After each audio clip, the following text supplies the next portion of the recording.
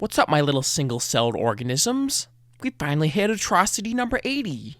This episode is very Africa-heavy. Almost half of this video is the instability that's been plaguing Africa for the last 70 years. So, hey, if you want to learn about Africa, you should, stick around.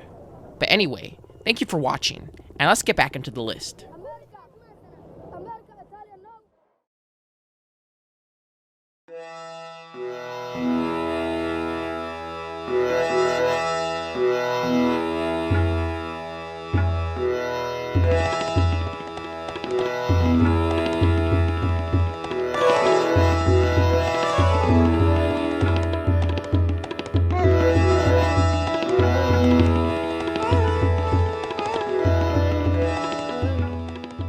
The battle between East and West went into two phases. The Persian Wars decided that the West would survive, but Alexander the Great ensured that the West would dominate. Alexander's father, King Philip II of Macedon and northeastern Greece, redesigned the phalanx by strengthening the solid infantry block with longer spears and covering its flanks with archers and cavalry. He conquered Greece with his new army, but was assassinated before he could turn against the Persian Empire. His 20-year-old son, Alexander III, then took over and put down a couple of immediate revolts with what would come to be characteristic ruthlessness. Having covered his back, Alexander crossed into Asia Minor and destroyed the Persian provincial garrison when it tried to block his path at the Granius River. He then began a march across the Middle East. He aimed for what appeared to be the strongest part of the enemy line and attacked straight into it. The tactic was risky, and he accumulated an impressive collection of battle wounds from a variety of weapons. But Macedonian kings were expected to lead by personal example. After maneuvering through the pass between Asia Minor and Syria, Alexander discovered that Shah Darius III of Persia had slipped his full army behind him. With hardly a thought, Alexander spotted a weakness in the Persian line and charged into it with his cavalry. The Persians broke ranks and were slaughtered as they ran, abandoning their baggage train to the Macedonians, including the Persian empress and her daughter. Alexander moved south to capture the ports that allowed the Persian fleet to threaten his lines of communication.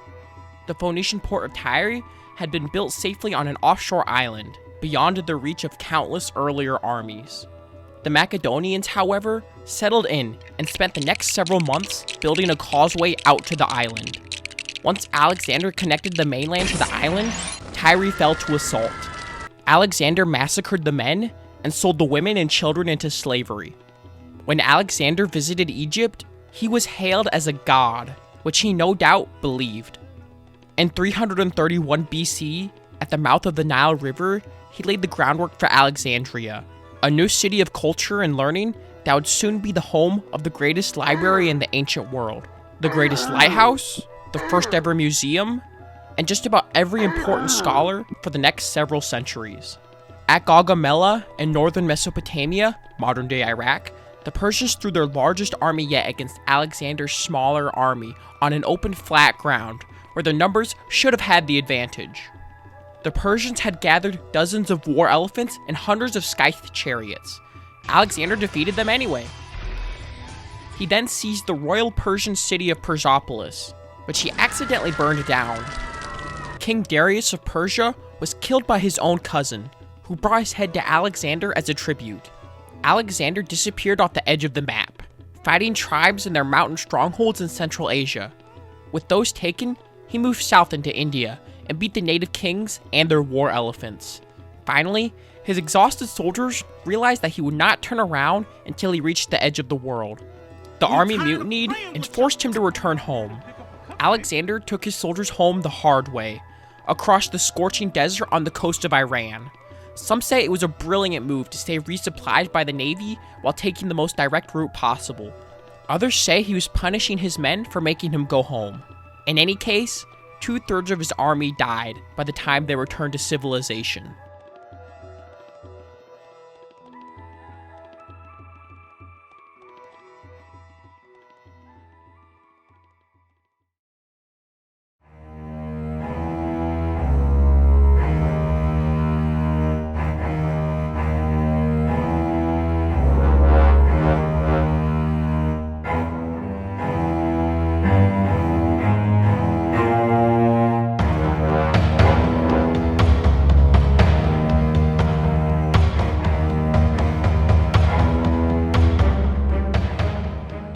In 1570, while Tsar Ivan the Terrible was busy fighting a war near the Baltic, Tartars of the Crimean Khanate raided the southern borderlands of Russia and found them lightly defended. The next May, they launched a full invasion to plunder Russia for everything they could carry off. They looted and burned the towns and sent 150,000 residents southward into slavery. The Tartars wiped out all of the small, scattered garrisons that Ivan stationed there. Arriving in the outskirts of Moscow, the Tartars set fire to the suburbs, and these individual fires fused and swept into the city. The inhabitants of Moscow fled in panic, crowding against the farthest gate of the city wall, pressing and trampling one another, compacting into a mass of corpses 3 layers deep. Others jumped into the river to escape the fire, and drowned instead. The powder magazine in the Kremlin exploded, the city was in ruins, and tens of thousands of people were dead. The Moscow River was choked with more bodies than it could hold, and it took more than a year to clear out all of the corpses from the city. For 10 days, the Russian nobles were afraid to tell Ivan of the disaster. Finally, in July, Ivan's army caught up with the Tartars at Molody, south of Moscow. The 60,000 Russians thoroughly defeated the 120,000 Tartars and deterred them from invasion for a long time to come.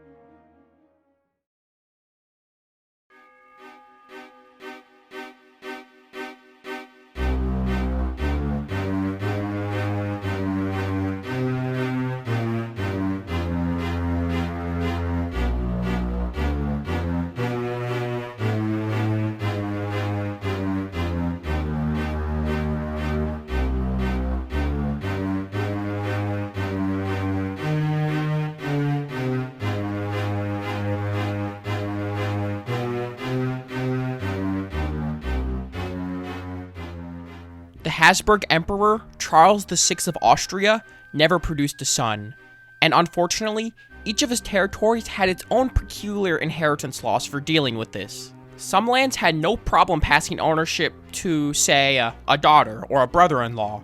Others forbade passing the title to a woman. They preferred to pass inheritance through uncles or cousins. The emperor, however, wanted everything to go to his eldest daughter, Maria Theresa, so he put in a lot of effort into convincing all of the European powers to sign an agreement, the Pragmatic Sanction, saying that they would all go along and would not make a fuss. It wasn't supposed to be a problem. However, the new young king of Prussia, Frederick II, soon to be Frederick the Great, was looking for an excuse to go conquering gloriously across Europe.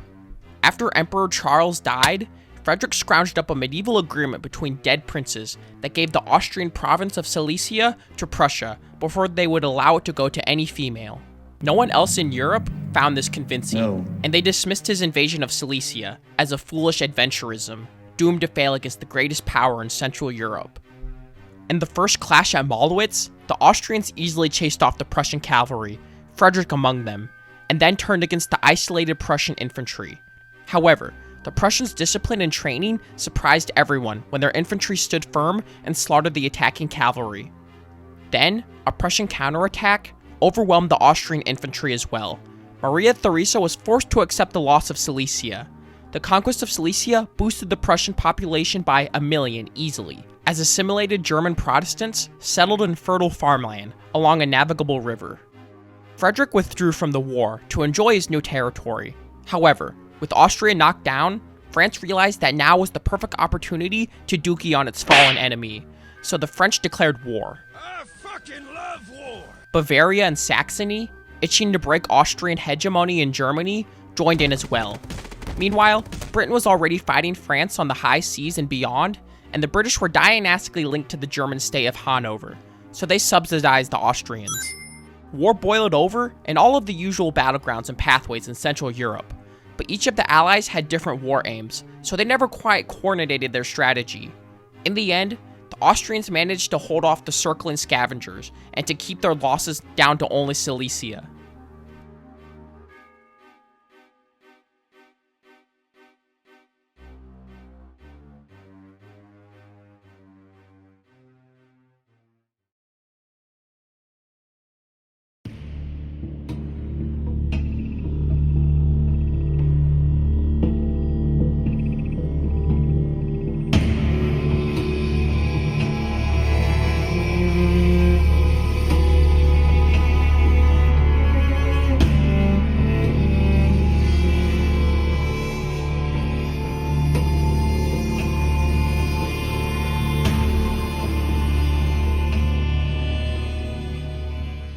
Muslims from Central Asia began the serious conquest of India around the year 1000, and the passing centuries saw plenty of misery spread by the advancing armies.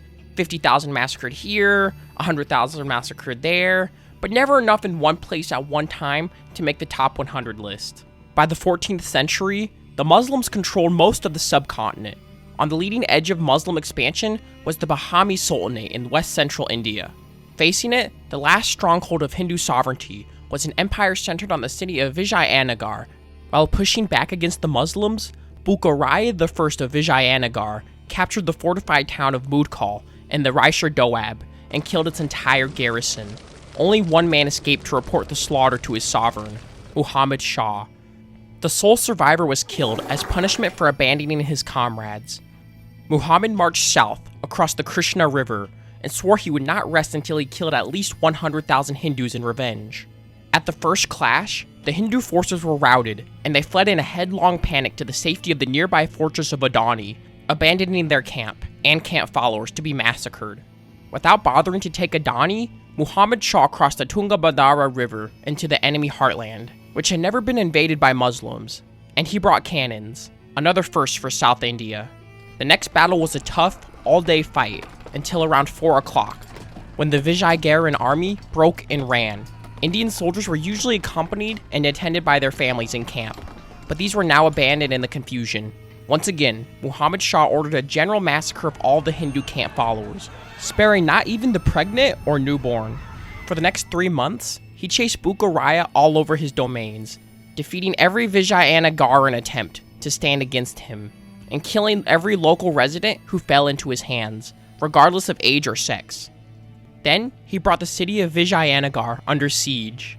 After a frustrating month, it became clear that Vijayanagar could hold out as long as necessary, so Muhammad withdrew, harassed the whole way out by the Hindu army in close pursuit. The two armies crossed north of the Tungabhadra River, back into the Raishar Doab.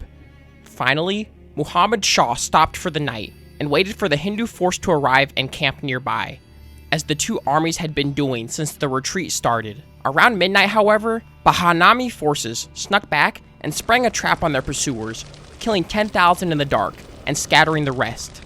Muhammad proceeded to lay waste to the surrounding territory, killing every inhabitant he could find. Sick of the devastation, Hindu religious leaders and Vijayanagaran military officers begged Bukaraya to negotiate an end to the war. He sent ambassadors to explain to Muhammad Shah that until now, it had been the custom in South India to not kill prisoners and civilians. Muhammad Shah's own officers also pointed out to him that he had sworn to kill 100,000 Hindus, not all of them. When Bukaraya agreed to apologize and pay reparations, Muhammad Shah returned home across the Krishna River. The Muslim historian Farishta estimated the number of dead on the Hindu side at around 500,000. Of all the individual wars during the Muslim conquest of India, this is one of only two for which the reported death toll passes the threshold for being on the top 100 list. The historian Will Durant believes the Muslim conquest of India was probably the bloodiest story in history, and the historian Conrad Elst estimates 50 million deaths from the Muslim invasions between the years 1000 and 1700. But since the conflicts were so scattered and confusing, it was not put on the list. But if his number is accurate, and it was considered as one individual conflict, it would be ranked as the world's second deadliest atrocity.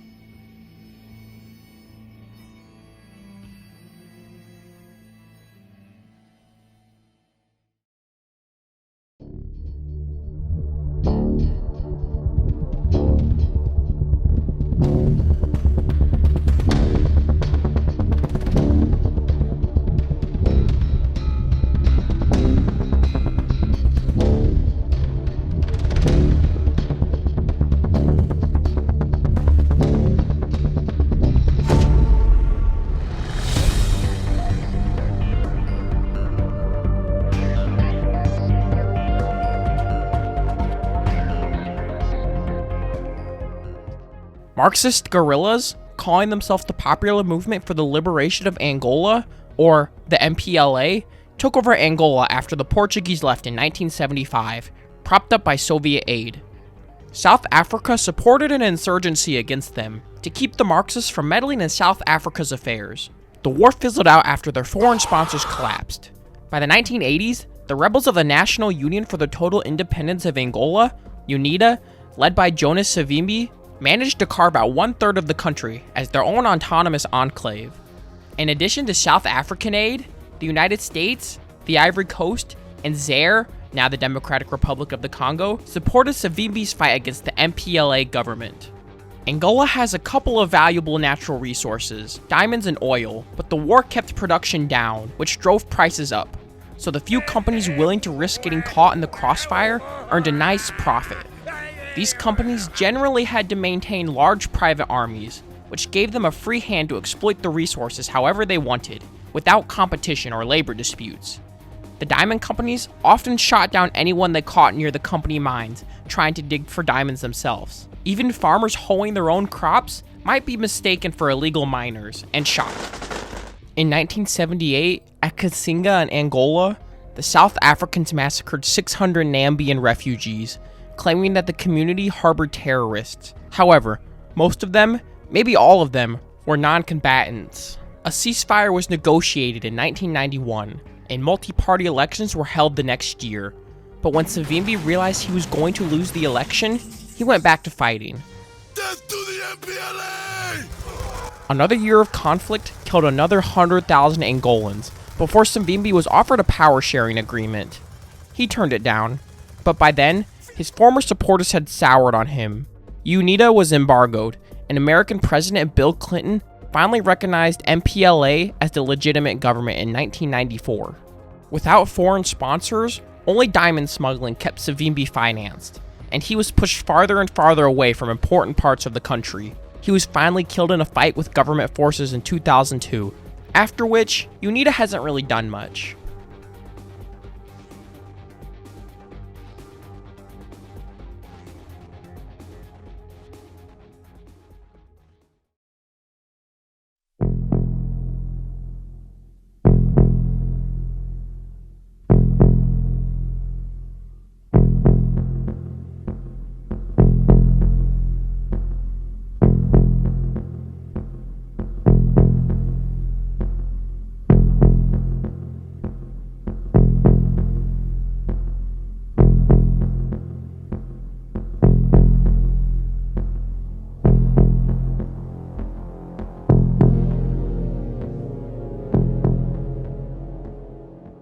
When a revolt against Turkish rule erupted in Bosnia in 1876, it quickly spread to all of the Christian subjects of the Sultan in the Balkans as well: Macedonians, Serbs, and Bulgarians. The most distant rebels, the Bosnians, were taken under the protection of Austria. Unfortunately, the nearest, the Bulgarians, were within easier reach of the Ottomans, and when Turkish troops arrived to put down the revolt, they swept through the rebellious villages and slaughtered 30,000 Bulgarians of all ages and genders. The massacres horrified Europe, and everyone insisted that someone do something. At first, the Russian government hesitated. It was an internal matter after all, and no one wanted to start a general European war over something in the Balkans. Treaties forbade Russia from interfering in Turkey, but many idealistic Russian army officers resigned and joined the rebels to fight on behalf of their fellow Slavs anyway. With European opinion in their favor, the Russians finally launched a surprise attack in April of 1877, south along the Black Sea coast, and liberated Bulgaria from Turkish rule. This soon became the only popular war in Russia's history, and for a few years, volunteers outnumbered draftees in annual recruitment. The Russians pressed on and knocked aside several Ottoman attempts to stop them. As the Russians closed in on Constantinople in July, they got bogged down facing the trenches just outside the Turkish city of Plevna. Months of fruitless assaults chewed up the Russian army, and by the time Plevna surrendered in November, the war had stalled long enough for pragmatism to replace idealism in the capitals of Europe. Public opinion in the West shifted away from stopping the Turks in favor of saving them. As the British fleet steamed toward the war zone, a rerun of the Crimean War seemed inevitable, until everyone backed away from the brink. In the end, the Ottoman Empire was taken down a notch in favor of local nationalities. The first treaty imposed by the Russians attempted to create a big Bulgarian nation that included just about everything the Turks still had in Europe, but the other powers would not allow it. The Turks also gave the island of Cyprus to Britain as thanks for being a friend in their time of need. To purify their lands of all traces of the enemy, the Bulgarians expelled more than 500,000 Muslim residents with considerable brutality, uncounted thousands of whom died in the exodus. The Russian military recorded some 35,000 battle deaths and 83,000 deaths by disease and accident. Turkish military deaths have been estimated at 90 or 165,000, but there isn't a great source for how many civilians were killed. But a civilian death toll of a couple 100,000 is probably hidden somewhere in these numbers.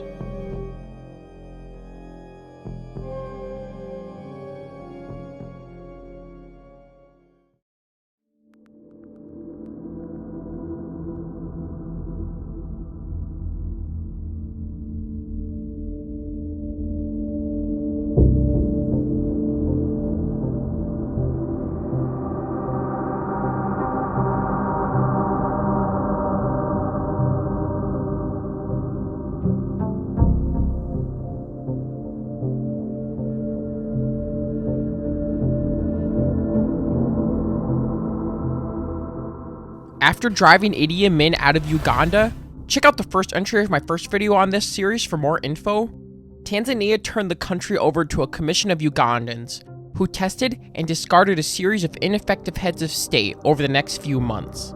Finally, a rigged election in December of 1980 picked Milton Obote, Uganda's very first president, to be the new president.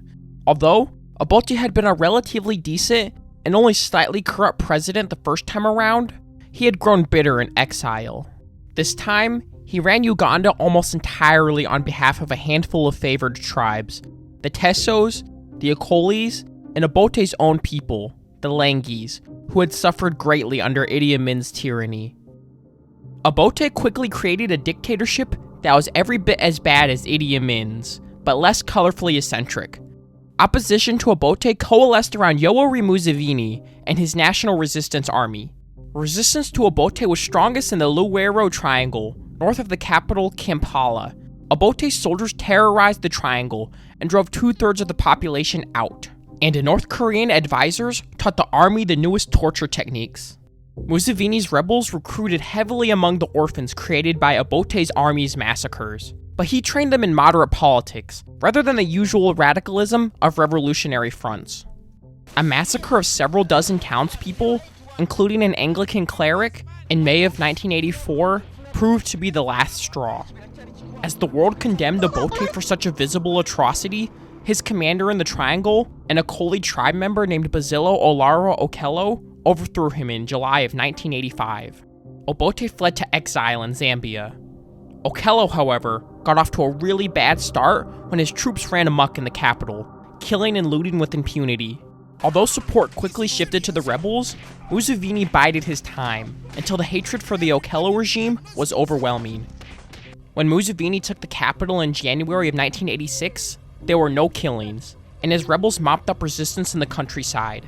There were no reported atrocities. Museveni quickly established a remarkable level of peace and security to a nation that had been the epitome of a third world cockpit for a generation. Well, peaceful standards by Ugandan anyway.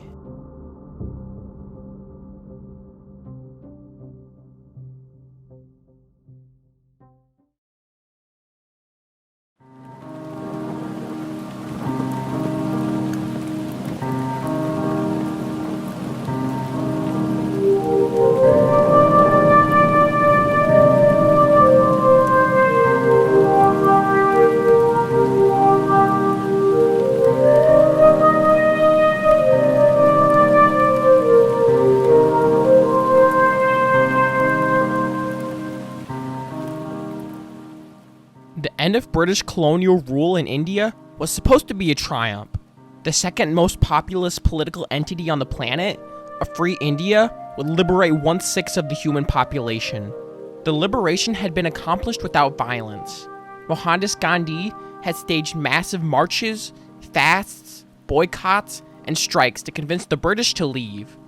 The one small snag in the independence movement was that many of India's Muslims did not want to be a minority under Hindu rule. Their leader, Muhammad Jinnah, demanded a separate country carved out of those regions, where Muslims were the majority. Gandhi, on the other hand, was horrified at the idea of a fractured India, and even offered to accept Muslim rule over all Hindus, if that would keep India intact.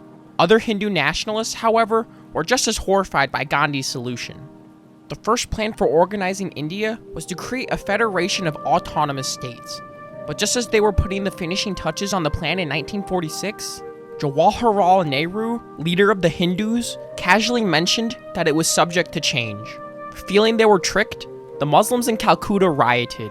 Within 3 days, 5,000 people had been killed as attacks launched back and forth between Muslims and Hindus in the city. After the riots spread throughout the country, the body count quadrupled. Tempers eventually cooled long enough to devise a new plan. The Muslim-majority regions of British India were bundled together to form the sovereign country of Pakistan. The frontier provinces by the borders of Iran and Afghanistan were so thoroughly Muslim that they could be easily assigned to Pakistan. But two inner provinces, Bengal and Punjab, were especially tricky, because both of these religions were equally common and interwoven throughout the area. These provinces would have to be split into Hindu and Muslim majority regions. A British commissioner named Sir Cyril Radcliffe was given the impossible task of carving out fair boundaries. His main qualification was that he had never been to India and presumably had no bias. He was locked away with socio-ethnic census maps, a pencil with an eraser, and absolute authority to do whatever he wanted.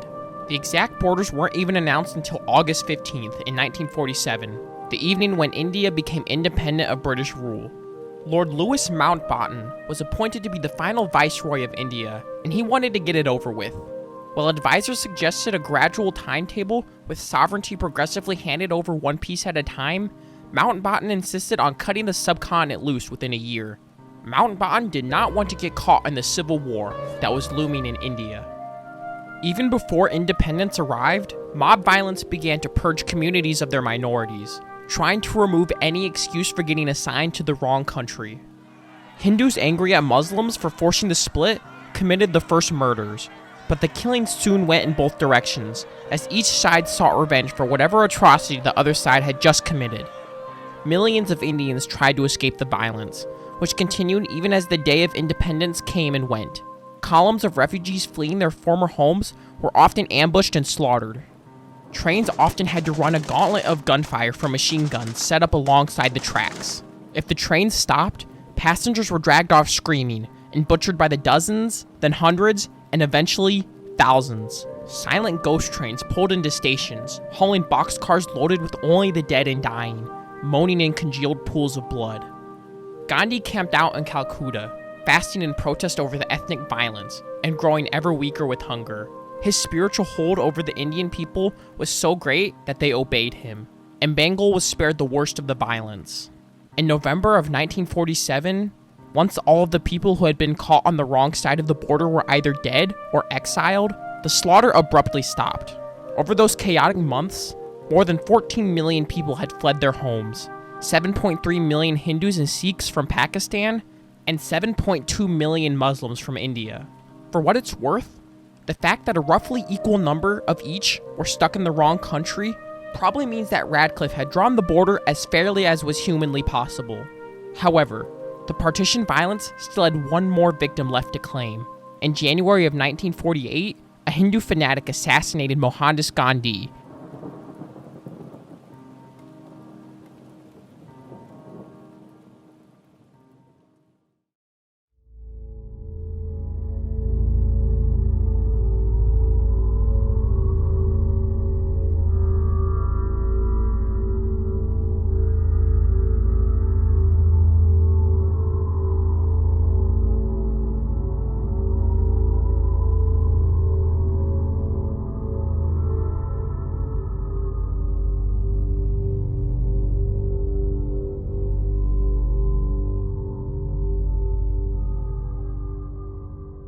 When a military uprising in Somalia in January of 1991 chased away the dictator Mohammed Siad Barre, the last effective government fell with him. In Somalia, people identify more with their clan than their country, and the country quickly broke down into loose territories run by local friendly neighborhood warlords. The economy sputtered to a halt, and armed bands seized all of the local food supplies that were on hand, leaving the unarmed population to starve.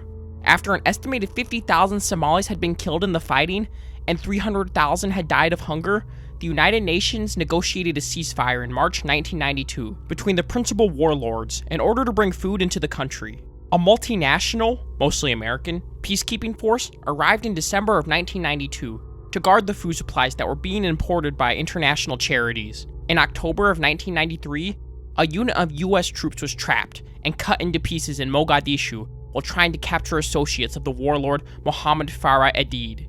It was a minor battle in the grand scheme of things, but it made the American leadership so gun-shy that they vigorously avoided intervening in the Rwandan genocide the next year. The Americans pulled out of Somalia in 1994, and the United Nations left the next year. A new wave of intensified fighting erupted in 1996, but after General Etude was killed, the top 3 remaining warlords agreed to a mutual ceasefire. Outside of warlord territory, the northern wing of the country has achieved stability as 2 new independent nations, Puntland and Somaliland, although no one officially recognizes them.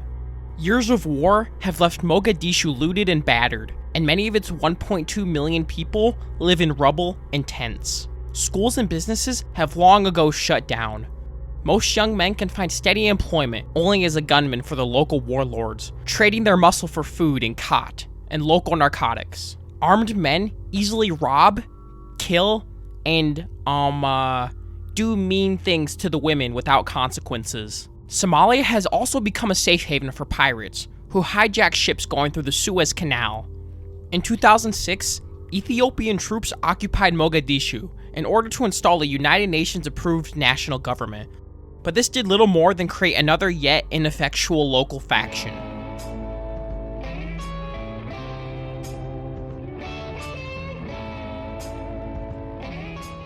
In December of 2020, Donald Trump removed most of the 700 troops stationed in Somalia. The United States only provides air support now for the fight against Al-Shabaab, who is a good friend of Al-Qaeda, and is trying to take control of Somalia and several other parts of East Africa. For the death toll, the only authoritative estimate floating around is the UN report that 350,000 people had died in the first year and a half of chaos. As the fighting continued, it became obvious that the growing death toll was leaving the old estimate behind. When no updated estimate appeared, reporters decided to officially upgrade the number, so it has become more and more common to vaguely suggest that 500,000 to a full million people may have died.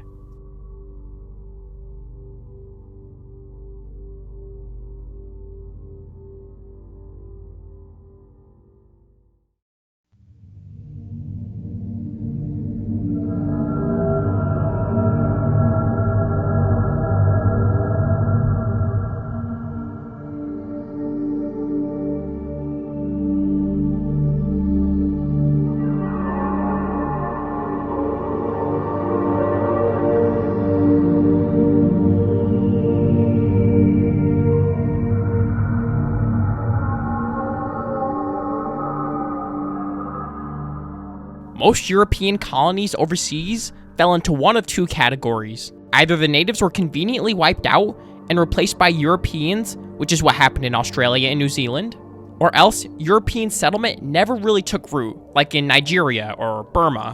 When the time came, the first type of colony was easy to set free because those people were just like the folks back at home, and they could be trusted with self-governance. The second type was also easy to set free because those people were totally different, so no one really cared if they were let go. Algeria was in an awkward third category.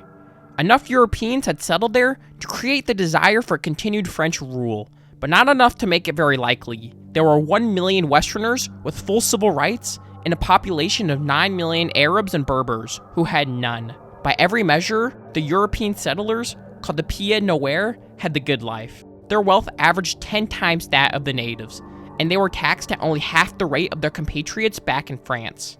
Labor was cheap, and their cities on the Mediterranean coast were as every bit as civilized and cultured as the rest of France. In December of 1954, Algerian rebels of the National Liberation Front, the FLN, attacked military and police targets all over the colony. The uprising intensified and turned cruel very quickly. In August of 1955, The FLN inaugurated a new policy of killing French settlers and turncoat Muslims instead of soldiers, hacking apart 123 French civilians at the village of Philippeville. Angry French soldiers immediately retaliated by indiscriminately shooting any Arabs they found in the vicinity. During the back-and-forth atrocities that erupted, the rebels routinely tortured and mutilated any French soldiers or settlers they captured, often leaving their bodies to be found with their severed balls stuffed in their mouths. The FLN especially targeted policemen and their families, which undermined the ability of the French to keep order. In response, the French recruited 150,000 Harkis, irregular local forces who fought back with as much brutality as the FLN. After a few years of terrorizing the countryside, the FLN moved into the cities. In 1957, Algerians unleashed terrorist attacks all over the city of Algiers. The French reacted by dropping all restraint and due process, instituting curfews and checkpoints, and imprisoning any suspicious characters. After beating confessions out of them, they summarily executed the most expendable. As many as 3,000 Arabs disappeared while in French custody during the Battle of Algiers. Between 1957 and 1960, the French government resettled 2 million rural Algerians into fortified camps in order to separate the rebels from their popular support. The French laid mines and built barrier fences along the borders with Tunisia and Morocco to disrupt the supplies that the rebels were getting from the outside world. Originally, most of the soldiers fighting on the French side were members of tough, professional units, such as the Foreign Legion or the paratroopers who did not shrink from a little bit of torture and murder if it got results. However, as troop levels rose to 400,000, demands on manpower increased, and Paris started sending ordinary conscripts to Algeria. This meant that the general public now began to learn firsthand how savage the war had become, and the French people quickly turned against the conflict. The stalemate sparked the most dangerous political crisis to hit France since World War II. It was the closest any of the traditional democracies of Western Europe would come to a dictatorship in the post-war era. In May of 1958, as political support for the war eroded in Paris, hardliners in the French army attempted a military coup in Algiers. Although it failed, it still threw the national government into chaos, and only Charles de Gaulle, the retired hero of the Second World War, commanded enough respect to restore order. In June of 1958, he was given the power to rule by decree until the crisis passed. Eventually, the French Constitution was rewritten to transfer power from the divided and quarrelsome parliament to a stronger presidency called the Fifth Republic, and is still upheld to this day. Since de Gaulle started openly discussing the possibility of independence, the secret army organization, the OAS, bitter enders inside the French military who believed Algeria was an integral part of France, began planning a coup, or at least an assassination.